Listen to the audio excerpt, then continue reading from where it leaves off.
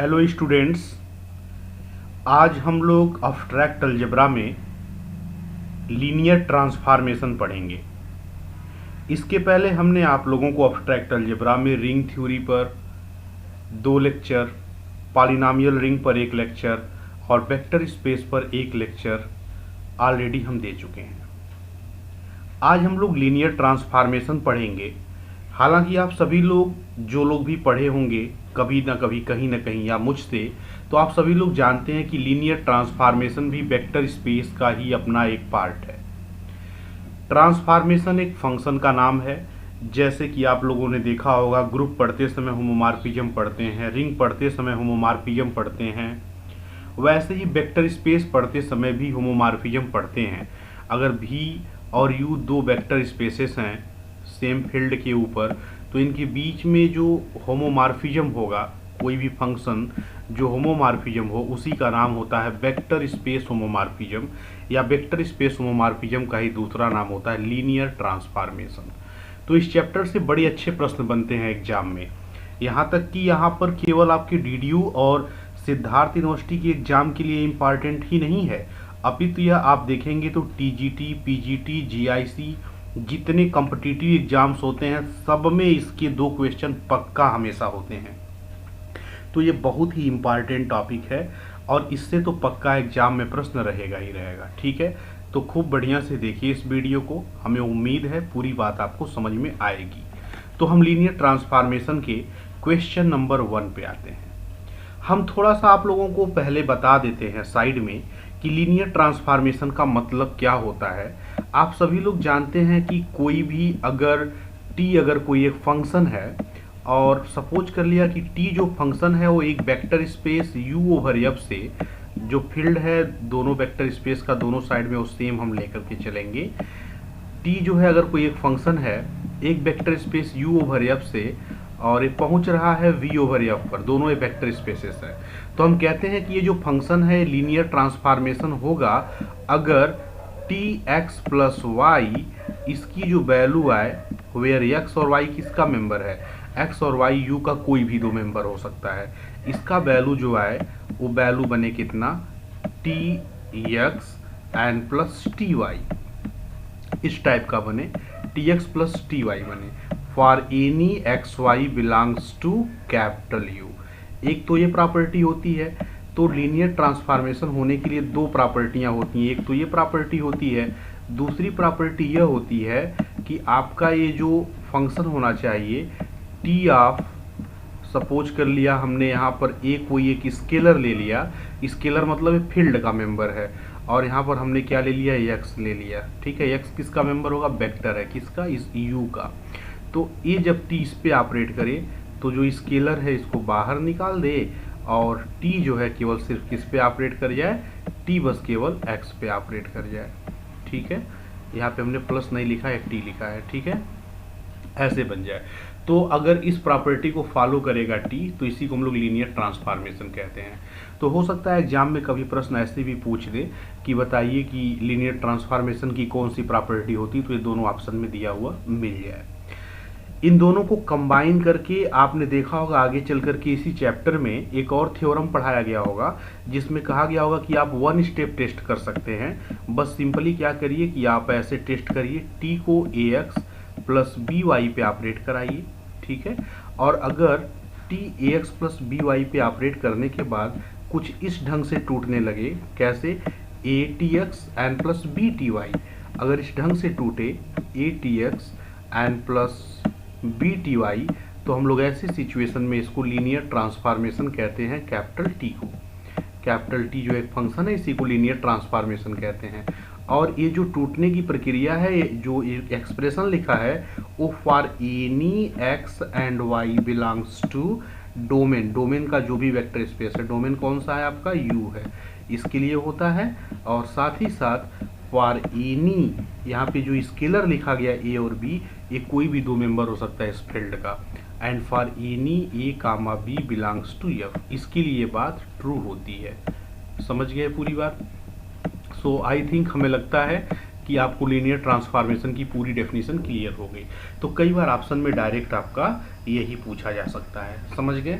तो इस तरह से आप लीनियर ट्रांसफॉर्मेशन पूछेगा तो हो सकता है कहीं ना कहीं आपको ऑप्शन में ये लिखा हुआ सीधे सीधे मिल जाए। ठीक, सो ये आपका लीनियर ट्रांसफॉर्मेशन का डेफिनीशन था। हम इसी डेफिनीशन से वेरीफाई करा सकते हैं, हालांकि वेरीफाई कराने में ज़्यादा टाइम लगेगा। अभी हम आपको शॉर्ट ट्रिक बताते हैं, कैसे शॉर्ट ट्रिक से आप डायरेक्ट बता देंगे ऐसे प्रश्न को आप विद इन 5 सेकेंड, हमें लगता है कि 7 सेकेंड के अंदर बता देंगे इसमें आंसर कौन सा सही है। तो हम आपको टेक्निक, हालांकि क्लास में जो लोग पढ़े होंगे उसमें हमने बताया होगा रिटन एग्जाम में कैसे चेक करते हैं, जैसा कि डेफिनीशन लिखा है इसी के आधार पे चेक करते हैं, और वो भी तरीका आप सभी लोग जानते हैं कैसे चेक किया जाता है, ये भी तरीका ऐसा है। ठीक है, अब यहाँ पर देखिए कह रहा है कि which of the following is not a linear transformation, पूछ रहा है कौन लीनियर ट्रांसफॉर्मेशन नहीं होगा। हम आपको एक बात और बता दें कि लीनियर ट्रांसफॉर्मेशन जब होता है ना, तो जब सपोज कर लीजिए कि इधर अगर ये आर क्यूब से चल रहा है, आर क्यूब मतलब 3 डायमेंशन से चल रहा है, हो सकता है आर स्क्वायर दिया रहता तो जहाँ ये टी एक्स वाई जेड लिखा है बस केवल एक्स वाई ही लिखा रहता, 2 ही यहाँ पर होते स्लॉट, बाकी तीसरा नहीं होता, तो जितना यहाँ लिखा रहेगा उतने स्लॉट यहाँ बने रहेंगे। आप सभी लोगों को मालूम है 4 बना रहेगा तो एक्स वाई जेड और डब्ल्यू भी लिखा रहेगा, समझ गए। अच्छा, मान लीजिए कि जब कोई वेक्टर ऐसे T X Y Z map कर रहा है, तो लीनियर ट्रांसफॉर्मेशन जब होगा, जब इस साइड में जब ये मैप करके पहुंचेगा तो ध्यान दीजिएगा इधर जब नंबर स्लॉट में बनेगा तो नंबर देखने में कुछ ऐसा होना चाहिए, A X plus B Y and plus C Z, इस टाइप का आपको दिखना चाहिए। ये पहले स्लॉट का जो नंबर है प्लस सी जेड ऐसे दिखना चाहिए। ठीक, अच्छा इसको हम एक काम करते हैं, इसको A1 कर देते हैं, इसको B1 कर देते हैं, इसको C1 कर देते हैं। कामा के बाद इसमें जो आपका दूसरा होना चाहिए, इसी में ये एक स्लॉट हुआ, कामा आपका ऐसे आएगा A2x and plus B2y and plus C2z, इस टाइप का आपको दिखना चाहिए, प्लस C2z। ठीक है, जहाँ यहाँ C1 ऐसे C2z ऐसे, कामा मतलब 3 स्लॉट में रहेगा ना इस टाइप का, एक स्लॉट ए रहेगा, एक स्लॉट ए रहेगा, एक स्लॉट ए रहेगा। तो पहले में A1x plus B1y plus C1z, दूसरे में A2x plus B2y plus C2z, कामा फिर क्या रहेगा A1 इसको A3 बना लीजिए, A3x plus B3y plus C3z। कहने का मतलब ये है कि हर स्लॉट में जो लिखा हुआ टर्म है कुछ ऐसा दिखना चाहिए, इस टाइप का दिखना चाहिए, समझ गए बात। इस टाइप का दिखने का मतलब देखिए ना x के पावर कुछ है, ना y के पावर कुछ है, ना z के पावर कुछ है, हमेशा पावर 1 है, इसके सिवाय ज़्यादा पावर नहीं है, मतलब लीनियर पावर में है, कोई दिक्कत है नहीं। ठीक है, तो इस बात को भी अगर आप देखेंगे तो यहाँ से भी वेरीफाई कर लेंगे। दूसरी बात जो बहुत इंपॉर्टेंट होता है शॉर्ट ट्रिक के लिए वो यह होता है कि आप सभी लोग जानते हैं कि लीनियर ट्रांसफॉर्मेशन के द्वारा जीरो वेक्टर हमेशा जीरो वेक्टर पे मैप करना चाहिए, जीरो वेक्टर हमेशा जीरो वेक्टर पे ही मैप करना चाहिए, मतलब आपका आंसर जीरो वेक्टर का जीरो वेक्टर ही आना चाहिए। ये भी एक ट्रिक में काम आ सकता है। तो हम आपको कई तरीके से इसमें ट्रिक लगाना बताते हैं। अब चलिए हम बताते हैं क्वेश्चन को, तो चलिए देखते हैं क्वेश्चन कैसे सॉल्व करेंगे आप।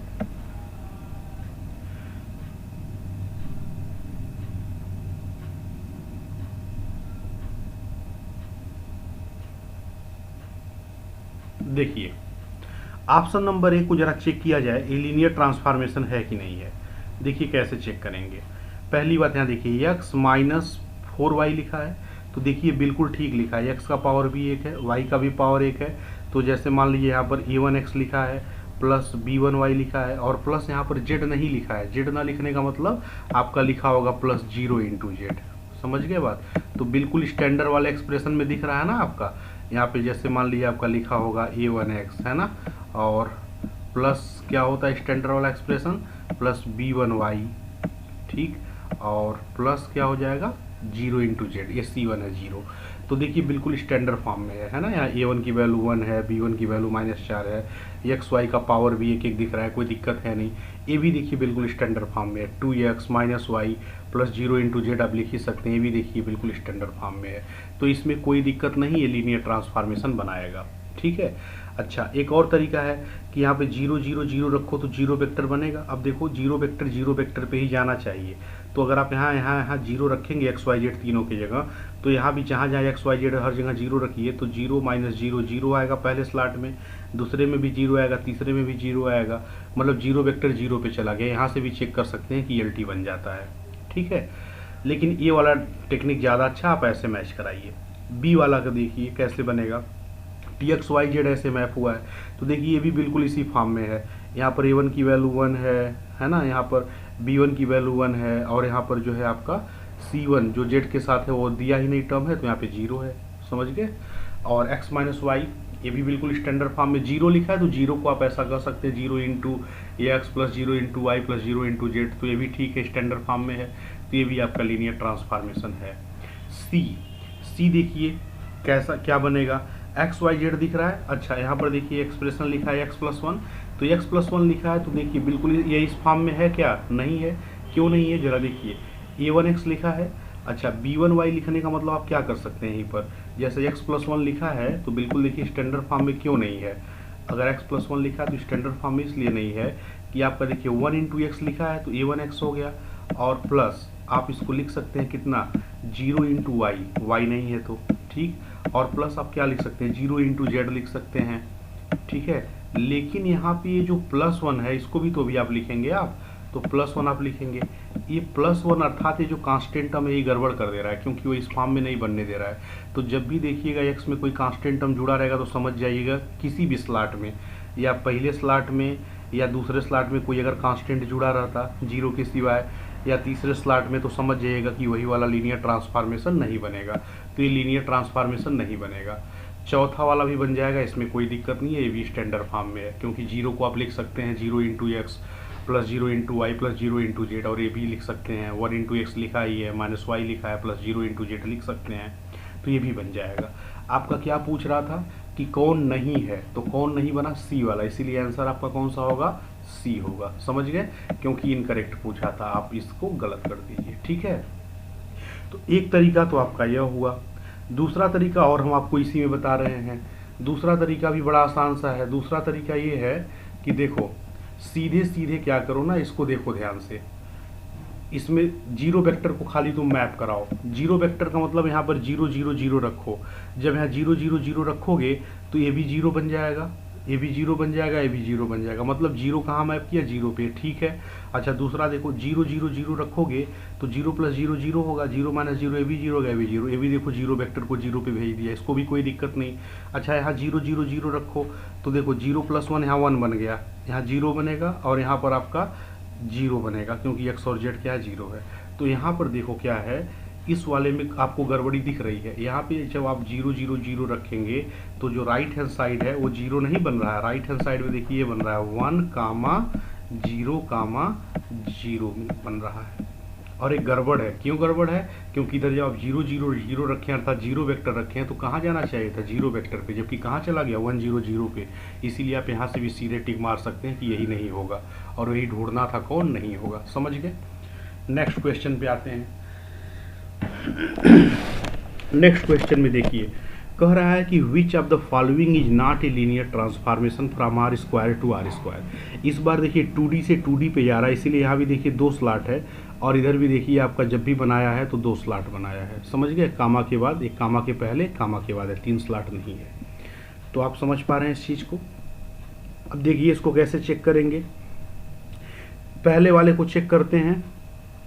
ये देखो बिल्कुल ऐसे है ना, α1 A1x प्लस B1y, यहाँ पे चूंकि जेड की बात ही नहीं होगी क्योंकि यहाँ पे बस 2 ही स्लॉट की बात हो रही है, तो ऐसा बनेगा ही नहीं, तो यहाँ पे हम लोग इसका जो है कोई जिक्र ही नहीं करेंगे। यहाँ पे इन तीनों में जो ऑप्शन बना है इस तीनों में जेड को आप काट दीजिए। क्यों काट दीजिए, क्योंकि ये केवल 2D की बात हो रही है, 3D की बात हो नहीं रही है, ठीक है। आप ऐसे ही मैप केवल कराइए, ठीक है। अब सही क्वेश्चन है, हो गया है। अब यहाँ पर देखिए ये वाला आपका बनेगा या नहीं बनेगा, क्यों नहीं बनेगा, कारण देखो, अगर आप यहाँ पर 0 0 रखेंगे तो 0 0 अगर रखेंगे तो राइट साइड में क्या बनेगा, ये 0 बन जाएगा, ये आपका देखिए 2 बन जाएगा। तो 0 0 कहाँ मैप कर रहा है, 0, 2 पे मैप कर रहा है, इसीलिए ये ऑप्शन बन ही नहीं सकता है, ये लीनियर ट्रांसफॉर्मेशन होगा ही नहीं। अच्छा यहाँ पे अगर आप 0 0 पुट करिए तब देखिए क्या होगा, ये 0 बन गया, 0 बन गया, यहाँ से तो गड़बड़ नहीं हो रहा है।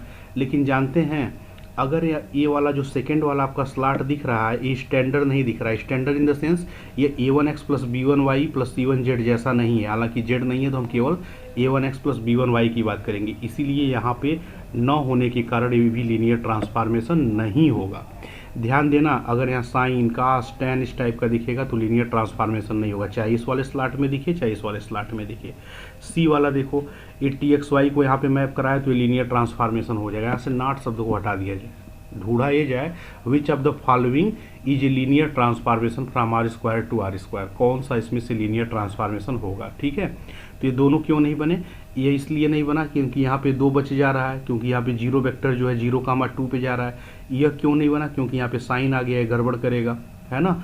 अगर आप ओरिजिनल डेफिनेशन से जांच करेंगे तो पा जाएंगे क्यों गड़बड़ होगा।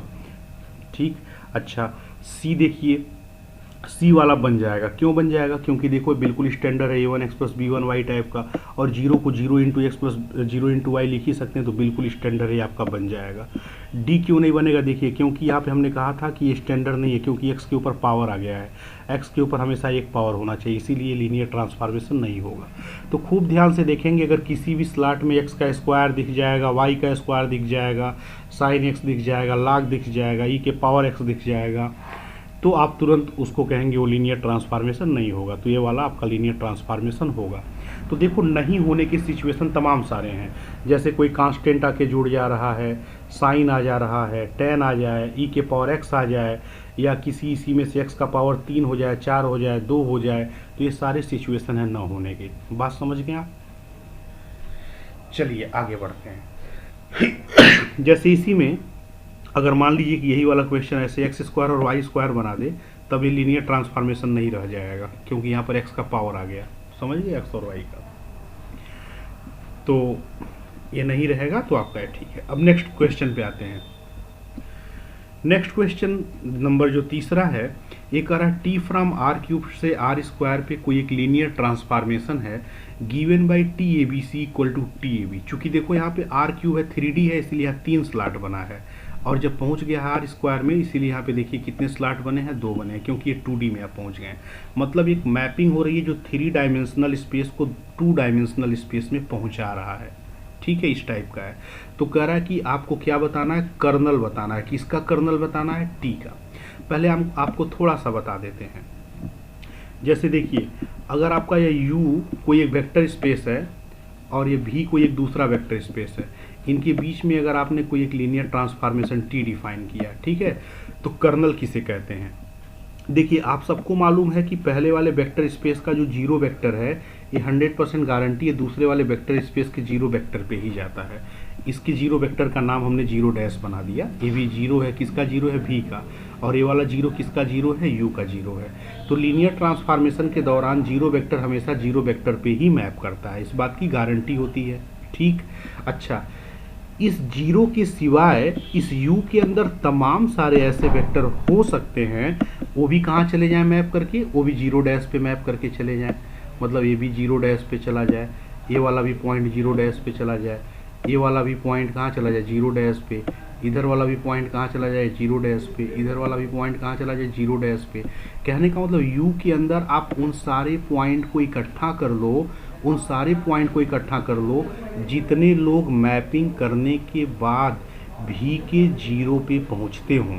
तो ये जो कलेक्शन है ये किसका सबसेट है, यू का, और ये जो यू का सबसेट है ना, इसी को हम लोग कर्नल ऑफ टी कहते हैं। तो कर्नल ऑफ टी में किसके नंबर होते हैं, कर्नल ऑफ टी में डोमेन के ऐसे मेंबर होते हैं जो कहाँ मैप करके पहुँचते हैं, जो दूसरे वाले वेक्टर स्पेस के जीरो वेक्टर पे पहुंचते हैं। तो कर्नल ऑफ टी का मतलब क्या आपको ढूंढना है, कर्नल ऑफ टी का मतलब हमें ये ढूंढना है कि यू के अंदर, अर्थात पहले वाले वेक्टर स्पेस के अंदर जहाँ से मैपिंग चल रही है, जैसे आर क्यूब के अंदर, वो कौन कौन से ऐसे वेक्टर होंगे जो मैप करने के बाद आर स्क्वायर के जीरो वेक्टर पे पहुँच रहे होंगे, मतलब इसके जीरो पे पहुँच रहे होंगे। इसके जीरो का मतलब दोनों स्लॉट जीरो जीरो, समझ गए आप बात। तो यही आपको ढूंढना है कि आर क्यूब में वो कौन कौन से वेक्टर होंगे, उनकी शकल सूरत कैसी होगी जो कहाँ पहुँच रहे हों, आर स्क्वायर के जीरो पे पहुँच रहे हों। समझ गए बात। तो आपको ये काम करना है। चलिए अब हमें बताते हैं कैसे कैलकुलेट आप करोगे, कैसे हम कर्नल को यहाँ पे फाइंड आउट करेंगे।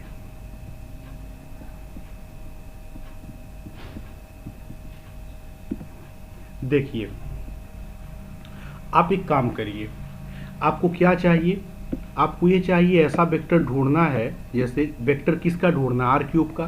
तो आर क्यूब का वेक्टर देखने में कैसा होगा, ए कामा बी कामा सी टाइप का। और आपकी उम्मीद क्या होगी, हम इस टाइप के ऐसे वेक्टर को ढूंढ रहे हैं जो कहाँ मैप करके पहुंच रहा हो, 0 0 पे। आर स्क्वायर के 0 का मतलब 0 कामा 0 पे, तो जो कहाँ पहुंच रहा हो 0 कामा 0 पे, इन्हीं को हम ढूंढ रहे हैं। ठीक है, अच्छा अब देखिए यहाँ से क्या होगा जब इस तरह से आप पहुंचा रहे हैं। अच्छा बताओ टी ए बी सी की वैल्यू कितना दिया है क्वेश्चन में, ए कामा बी, तो टी ए बी सी की जगह हम क्या रख देते हैं, ए कामा बी रख देते हैं। तो ए कामा बी हमने यहाँ पे रख दिया इसकी वैल्यू, और ये वैल्यू कितनी आ गई आपकी, ये वैल्यू आपकी आ गई 0 कामा 0। यहाँ से इक्वेट कर दो तो ए की वैल्यू क्या है 0, और बी की भी वैल्यू क्या आ जाएगी 0। तो यहाँ से आपका ए का भी वैल्यू क्या आ जाएगा 0, और बी का भी वैल्यू क्या आ जाएगा आपका 0 आ जाएगा। ठीक है, अच्छा आपको ए और बी की वैल्यू मालूम चल गई कि पक्का 0 होगा, समझ गए। मतलब इस टाइप का जब भी वेक्टर होगा तो ए और बी की वैल्यू हमेशा क्या आएगी 0। सी पे आप कोई शर्त तो निकाल नहीं पाए तो सी को ऐसा छोड़ दीजिए। तो इसका मतलब इस टाइप के ऐसे वेक्टर जिसमें ए और बी दोनों 0 होगा और सी पे कोई चॉइस नहीं है, ऐसे लोग हमेशा कहाँ पहुँचेंगे, राइट साइड में 0 0 पे। तो आंसर कौन सा सही होगा, ए और बी जिसका 0 दिखेगा, तो यही वाला आंसर सही होगा क्योंकि सी पे कंडीशन नहीं निकलेगी। आप जानते हैं ऐसा क्यों होगा, क्योंकि इसको अगर आप मैप भी कराओगे तो देखो ए बी सी जैसा है, और जब ए बी सी को मैप कराओगे तो आंसर क्या आएगा, ए कामा बी का मतलब 0 0। तो हमेशा जब कोई वेक्टर इस शकल सूरत का होगा तो जब इधर पहुंचेगा तो आंसर में क्या आएगा 0 कामा 0 ही आएगा, इस शुरू वाला दोनों आएगा। समझ गए बात, ये वाला मैप कराओगे तो ए कामा 0 आ जाएगा, जबकि हमको कहाँ पहुँचना है 0 0 पे। तो कर्नल इसका कौन सा होगा 0 कामा 0 कामा सी। क्लियर पूरी बात। नेक्स्ट क्वेश्चन पे आते हैं। इस टाइप का क्वेश्चन और भी ज़्यादा इम्पॉर्टेंट माना जाता है, रैंक और नलिटी निकालना। ठीक है, अच्छा रैंक और नलिटी निकालने से पहले हम आपको एक थ्योरम बताते हैं। आगे हमने उस थ्योरम को एक क्वेश्चन में लिखा भी है और वो थ्योरम यही है। देखिए क्वेश्चन नंबर 8 हम पहले ही डील कर दे रहे हैं। थ्योरम यह है कि अगर u और v दो फाइनाइट डायमेंशनल वेक्टर स्पेसेस हैं, u और v क्या हैं, दो फाइनाइट डायमेंशनल वेक्टर स्पेसेस है, किसके ऊपर, over the same field f, दोनों सेम फील्ड के ऊपर है, और t from u to v क्या है, एक लीनियर ट्रांसफॉर्मेशन है। तो कह रहा है कौन सा इसमें से करेक्ट होगा, कौन सा करेक्ट होगा। देखिए ये जो सारे एक्सप्रेशन लिखे गए हैं ना, अगर आप लोग पढ़े होंगे क्लास में तो आपको याद होगा कि बड़ा एक इम्पॉर्टेंट थ्योरम होता है जिसका नाम होता है रैंक नलिटी थ्योरम। सभी लोगों ने पढ़ा होगा रैंक नलिटी थ्योरम, जो रैंक और नलिटी के बीच में एक रिलेशन देता है, और इसी का नाम होता है Sylvester law. Sylvester law is very important, अगर रिटेन एग्जाम होता तो बड़ा इंपॉर्टेंट यह होता है, और सबको हमने क्लास में बताया था कि सिल्वेस्टर लॉ क्या होता है। सिल्वेस्टर लॉ यही होता है कि नलिटी और रैंक दोनों का जो सम होता है, ठीक है, नलिटी का और रैंक का, इन दोनों का जो सम होता है, ये जो सम होता है वो equal to dimension of domain होता है। डोमेन मतलब यू का डायमेंशन, ध्यान दीजिएगा, डायमेंशन ऑफ डोमेन होता है। तो रैंक और नलिटी का सम किसके बराबर होना चाहिए, डायमेंशन ऑफ भी, गलत लिखा है। अच्छा दोनों का सम किसके बराबर होना चाहिए, डायमेंशन ऑफ डोमेन। कौन सा ऑप्शन सही मिल गया, सी। अब इसको आप याद भी कर लीजिए। अच्छा कुछ लोग ऐसा भी होंगे जो नलिटी रैंक इसको नहीं समझ रहे होंगे क्या होता है, हम आपको थोड़ा सा बता देते हैं। ऑप्शन तो आपने मार दिया, देखिए क्या होता है। जैसे यहाँ पर देखिए अभी अभी हमने कहा कि इधर अगर u से v पे कोई मैपिंग चल रही है, लीनियर ट्रांसफॉर्मेशन, ठीक है, तो हमने कहा कि इधर u के अंदर उन सारे वेक्टर का कलेक्शन जो इसके 0 वेक्टर पे पहुँचते हैं, इसको हम लोग क्या कहते हैं, कर्नल कहते हैं। किसको कर्नल कहते हैं, इन सारे वेक्टर का कलेक्शन जो u के अंदर हैं। तो जाहिर सी बात है कर्नल किसका सबसेट होगा, u का, और u का सबसेट होने के बाद आपने प्रूव किया होगा कि जो कर्नल होता है वह u का सबसेट ही नहीं होता है, कर्नल जो है u का सब स्पेस भी होता है। बड़ा इंपॉर्टेंट चीज़ है। अच्छा जब ये सब स्पेस होता है तो इसका भी तो खुद में अपना एक डायमेंशन होता होगा। तो जो कर्नल का डायमेंशन होता है, क्योंकि हर वेक्टर स्पेस की डायमेंशन होती है, तो कर्नल का जो डायमेंशन होता है उसी को हम लोग नलिटी कहते हैं। कर्नल के डायरेक्शन को क्या बोलते हैं, नलिटी, ठीक है, इसी को हम लोग नलिटी कहते हैं। ठीक, अच्छा तो नलिटी समझ में आया। नलिटी मतलब जो एक कर्नल का डायमेंशन है, जो कर्नल का डायमेंशन होता है, कर्नल ऑफ टी, ये अपने आप में क्या बनाता है, सब स्पेस बनाता है। किसका सब स्पेस बनाता है, यू का। ये भी एग्जाम में पूछ सकता है कि कर्नल ऑफ टी यू का सब स्पेस बनाएगा कि नहीं बनाएगा। तो कर्नल ऑफ टी यू का सब स्पेस बनाता है, ठीक है। अच्छा, इसका जब सब स्पेस बनाता है तो हर वेक्टर स्पेस का चूंकि डायमेंशन होता है और सब स्पेस भी तो अपने आप में एक वेक्टर स्पेस होता है, तो कर्नल ऑफ टी के ही डायमेंशन का नाम क्या होता है, नलिटी होता है। दूसरी बात आपको बताएं, जैसे जब ये मैपिंग हो रही है तो यू का प्रत्येक वेक्टर जाएगा मैप करने ना भी के अंदर, तो मान लो कि पूरा का पूरा यू जो है मैप करके भी के अंदर चला गया, ठीक है, और मान लिया कि ये मैपिंग बना, ठीक है, ये मैपिंग बना मतलब पूरा का पूरा यू जो है मैप करके यहाँ चला गया। अब ये जो बना इसी का नाम क्या होता है, इसी को हम लोग रेंज कहते हैं, इसका रेंज स्पेस बोलते हैं, ठीक है। इसका जो भी मैपिंग है इसी का नाम होता है क्या, रेंज। रेंज मतलब क्या है, इधर के यू के सारे पॉइंट को मैप करा के इधर जितने हिस्सों में ले गया वही रेंज है। अच्छा, रेंज को आपने प्रूफ किया होगा थ्योरी पढ़ते टाइम कि जो रेंज होता है वो भी का सब स्पेस होता है। भी का चूंकि सबसेट होगा ना आर, जो आर टी है, तो भी का सब स्पेस होने के कारण ये आपका जो रेंज है, ठीक है, जो आपका रेंज स्पेस है, ये सब इसको रेंज स्पेस कहते हैं और इसको जो है नल स्पेस कहते हैं। समझ गए बात, जिसका नल स्पेस या कर्नल दोनों एक ही बात है। और नल स्पेस की जो डायमेंशन होता है उसको नलिटी कहते हैं और इधर जो रेंज स्पेस है इसका जो डायमेंशन होता है इसको रैंक कहते हैं। तो यही रैंक होता है, समझ गए बात। रैंक मतलब ये जो आपका रेंज स्पेस है इसका डायमेंशन, चूंकि ये सब स्पेस होता है, किसका सब स्पेस होता है, भी का। इस बात को भी याद करिएगा कि जो रेंज स्पेस होता है वो इधर वाले वेक्टर स्पेस का सब स्पेस होता है, ठीक है। ये चीज़ ऐसा बनता है। तो आप लोग यहाँ पर भी इस बात को देख पाएंगे कि यहाँ से ये चीज़ हो जाता है। अब अगर हम लोग यहाँ पे बात करें तो हम लोग पाएंगे कि यहाँ पे जो नलिटी और रैंक है, ये तो हो गया आपका पूरा का पूरा क्वेश्चन कि नलिटी और रैंक का जो सम होता है वो डायमेंशन ऑफ डोमेन के बराबर होता है। इसको हम लोग सिल्वेस्टर लॉ भी कहते हैं। अब हमने जो इस वीडियो में क्वेश्चन लिखा है इस पर हम आते हैं और क्वेश्चन नंबर आपका जो है 4 को हम डिस्कस करते हैं। तो 4 में हम कैसे जो है रैंक और नलिटी को निकालेंगे इसको जरा देखा जाए। कह रहा है T from R cube to R cube कोई एक लीनियर ट्रांसफॉर्मेशन है जो कैसे गिवन है, T A B C equal to A plus B, B plus C, C plus A, इस टाइप का दिया है। तो कह रहा है कि आपको क्या चेक करना है, रैंक और नलिटी। जानते हैं, आप एक काम करिए, पहले खूब ध्यान से देखिए मैपिंग कहाँ से चला, आर क्यूब से। तो आपको डोमेन का डायमेंशन क्या दिख रहा है, 3, चूंकि 3 डायमेंशन स्पेस है और कोडोमेन का डायमेंशन भी क्या है, 3। आपको मालूम है कि जो रैंक होता है और जो नलिटी होता है, जो नलिटी होता है ना टी का, और जो रैंक होता है टी का, उसको इन जनरल ऐसे रो ऑफ टी से लिखते हैं, ठीक है। जैसे ये जो लिखा है ना rank of T, rank of T इसको रो टी से लिखते हैं और जो नलिटी है इसको हम लोग एन टी से लिखते हैं, ठीक है।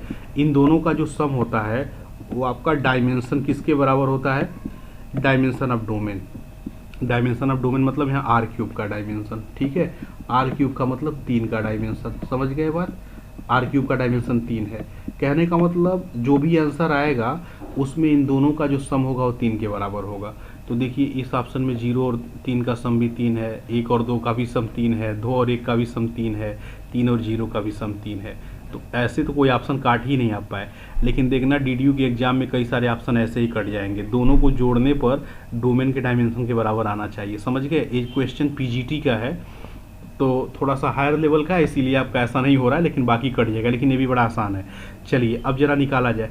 कहने का मतलब आपको या तो नलिटी पता चल जाए या तो रैंक पता चल जाए। मान लो नलिटी पता चल जाए तो क्या करोगे, रैंक निकालना रहेगा तो नलिटी को इधर ट्रांसफर कर देंगे, 3 में से माइनस कर देंगे, रैंक आ जाएगा। तो दोनों में से कोई एक पता चल जाए तो इसी वाले इक्वेशन में वैल्यू पुट करके दूसरी वैल्यू निकाल लेंगे। तो अभी हम लोगों ने नलिटी जो है चेक करने का तरीका ढूंढा है, रैंक जो अभी हम लोगों ने कर्नल के द्वारा। तो जरा देखा जाए, इसमें पहले ढूंढा जाए कि कर्नल में कौन कौन होगा। कर्नल का मतलब समझ रहे हो ना, ये वेक्टर कहाँ मैप करके जाना चाहिए, 0 पे।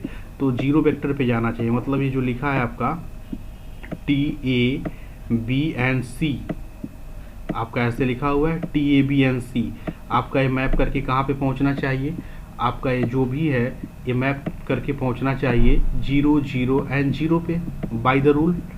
क्लियर है पूरी बात। अच्छा अब देखो ए बी प्लस सी की वैल्यू है कितनी, यहाँ से देखिए ए प्लस बी प्लस सी और सी प्लस ए, और ये कितने के बराबर आया 0 0 0 के। तो यहाँ आप नीचे चाहे तो लिख सकते हैं इसी बात को, क्योंकि इसकी वैल्यू कितने के बराबर है, ये जो लिखा हुआ है आपका पूरा स्लॉट, आप इसको देख के यहाँ कॉपी पेस्ट कर लीजिए पूरी बात। और इक्वल टू कितना है, इक्वल टू ये वैल्यू आपका यही है 0 0 0 के। तो दोनों साइड को इक्वेट करिए तो ए प्लस बी कितने के बराबर होगा 0 के। तो आपका एक एक्सप्रेशन आ जाएगा ए प्लस बी की वैल्यू कितने के बराबर आ जाएगी 0 के। और ऐसे ही सिमिलरली आप यहाँ से जब इक्वेट करेंगे बी प्लस सी, तो आपका बी प्लस सी भी किसके बराबर आ जाएगा, ये भी 0 के बराबर आ जाएगा। ठीक है, ये भी आपका 0 के बराबर आ जाएगा। और जब तीसरा वाला आप सी प्लस ए लेकर के चलेंगे तो आपका जो सी प्लस ए है वो भी 0 के बराबर आ जाएगा। ठीक है, ये भी आपका 0 के बराबर आ जाएगा। अब आप इन तीनों को जरा सा सॉल्व करने की कोशिश करिए।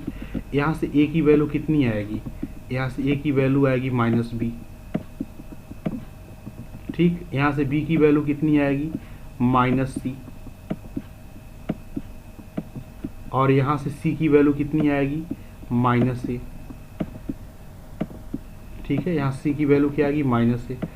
सोचिए अगर आप सी की वैल्यू इसमें पुट करिए माइनस ए, तो बी इक्वल टू क्या आ जाएगा ए आएगा ना। सी की वैल्यू अगर माइनस ए यहाँ पे पुट कर दीजिए सी की जगह, तो क्या आएगा बी इक्वल टू क्या आ जाएगा ए। अच्छा, यहाँ पर देखो कह रहा है कि बी इक्वल टू जो है माइनस ए है या ए इक्वल टू माइनस बी है। ठीक है, यहाँ पे कह रहा है ए इक्वल टू क्या है माइनस बी, और यहाँ पे कह रहा है ए इक्वल टू बी है। तो सोचो कि दो नंबर आपस में बराबर कैसे हो सकते हैं, एक बार माइनस के भी बराबर है और एक बार खुद उसके भी बराबर है। ये तभी संभव है जब ए और बी दोनों 0 रहे, या इन दोनों इक्वेशन को लेकर के आप सॉल्व करेंगे एक साथ, तो ये दोनों एक साथ वैलिड तभी होंगे जब ए और बी दोनों क्या हो जाएं 0 हो जाएं। और अगर ए और बी 0 होंगे तो बी की वैल्यू यहीं पे 0 रखिए तो सी भी क्या हो जाएगा 0।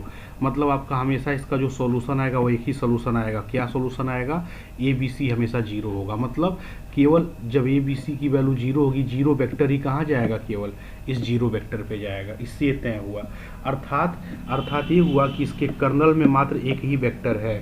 इसके कर्नल में कितने वेक्टर हैं, कर्नल ऑफ टी में मात्र एक वेक्टर है, और वो कौन सा वेक्टर है आपका, वो वेक्टर मात्र है 0 वेक्टर। अर्थात केवल 0 वेक्टर ही ऐसा वेक्टर है जो मैप करके 0 वेक्टर पे जाएगा, क्योंकि और कोई नहीं तैयार है जाने के लिए, बस यही वेक्टर है। और आपको मालूम है कि ये आपका क्या होता है, ये आपका सब स्पेस होता है। किसका सब स्पेस, आर क्यूब का। तो सोचो एक ही वेक्टर है, वो भी 0 वेक्टर है, तो इसका डायमेंशन कितना होगा, इसका डायमेंशन 0 होगा कर्नल ऑफ टी का। और कर्नल ऑफ टी के ही डायमेंशन को क्या कहते हैं, नलिटी कहते हैं। तो आपका नलिटी कितना आ गया, इसका मतलब आपका जो नलिटी आ गया वो 0 आ गया। तो ये देखिए नलिटी 0 कहाँ लिखा है आपका, नलिटी यहाँ पर 0 लिखा है। और नलिटी 0 अगर आ गया तो आप इसी में नलिटी को 0 पुट करिए तो रैंक कितने के बराबर आ जाएगा 3 के। तो रैंक ऑटोमेटिक कितना आ जाएगा 3 आ जाएगा। समझ गए, तो ऑप्शन नंबर डी क्या है, करेक्ट है। आप एक काम करेंगे, ये क्वेश्चन नंबर 5 इसका आप स्क्रीनशॉट ले लीजिए, और आप एक काम करेंगे इसका क्या फाइंड आउट करेंगे, रैंक फाइंड आउट करेंगे, या फिर कहिए तो हम ही रैंक निकाल देते हैं। चलिए रैंक भी देखिए कैसे निकालते हैं, इसका बड़ा आसान सा है रैंक निकालना। देखिए रैंक निकालने से पहले आप ये कोशिश करिए ना, इसका नलिटी निकालिए। ठीक है, आप इसका क्या निकालिए, नलिटी निकालिए। नलिटी मतलब पहले आप ये ढूंढिए कि इसके कर्नल में कौन होगा। कर्नल का मतलब होता है कि ये जो टी एक्स कामा वाई है, कर्नल कैसे निकालेंगे, ऐसे वेक्टर का कलेक्शन होता है जो कहाँ मैप करके जाए 0 0 पे। राइट हैंड साइड देखिए आर क्यूब का 0 कौन होगा, 3 डायमेंशन का 0 0 कामा 0 जैसा होगा, सिंपल सी बात है। अच्छा, टी एक्स वाई की वैल्यू कितने के बराबर है, इतने के बराबर। तो नीचे वैल्यू रख दीजिए, कितना है एक्स प्लस वाई और कामा एक्स माइनस वाई, और फिर कितना लिखा हुआ है एक्स माइनस वाई हो गया। ठीक है, यहाँ पे जो है लाइन नहीं रहेगा, कामा यहाँ पर बनाते हैं हम। ठीक, ये आपका एक्स माइनस वाई हो गया, और फिर क्या लिखा हुआ है, कामा आपका वाई लिखा है। ठीक है, कामा वाई लिखा है, और इसकी वैल्यू कितने के बराबर है 0 0 0 के। आप यहाँ से इक्वेट करिए तीनों को।